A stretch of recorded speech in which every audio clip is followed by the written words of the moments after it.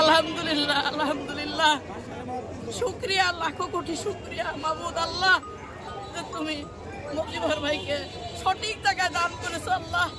শুকরিয়া মজিবর ভাই অবশ্যই ভালো কিছু করবে জনগণ দেখবেন আপনারা দেখবেন জানবেন আলহামদুলিল্লাহ নেত্রী বেগম খালেদা জিয়া আমাদের মা খুবই অসুস্থ তারপরেও আমাদের মধ্যে মেয়র মজিবর সাহেবকে একটা তৃণমূল একটা নেতাকে যেহেতু নমিনেশন দিয়েছে আমাদের তৃণমূলের নেতা সকল সাধারণ এত উৎফুল্ল এবং খুশি সেই খুশিটা ম্যাডাম অসুস্থ থাকায় আমরা বুঝাইতে পারতাছি না তবে সকলেই খুশি না আপনারা ধন্যবাদ জানাই আমাদের ভারপ্রাপ্ত চেয়ারম্যান জনাব তারেক রহমান সাহেবকে তার নির্দেশনায় আজকে আমাদের দলের মহাসচিব সহ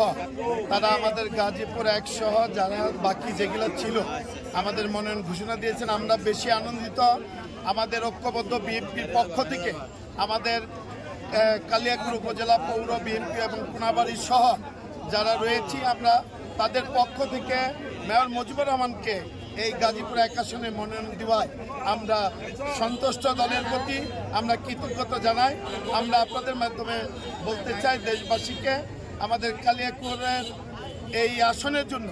সবাই দোয়া করবেন আমরা কালিয়াকৈরের সকল নাগরিক বিন্দুদেরকে অনুরোধ করব আমাদের দেশনেত্রী বেগম খালেদা জিয়ার জন্য দোয়া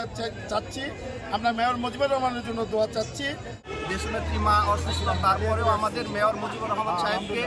আলহামদুলিল্লাহ ওনাকে নমিনেশন দিচ্ছে এবং উনি দীর্ঘদিন জনগণের সেবা করছে এবং উনিরই দিয়ে একমাত্র কালিয়াকৈরের জনগণের সেবা করতে পারবে এই বলে আমি আমার আশা করতে পারি এই বলে আমার মেয়র মুজিবুর সাহেব আমরা যে ব্যবসায়ী করি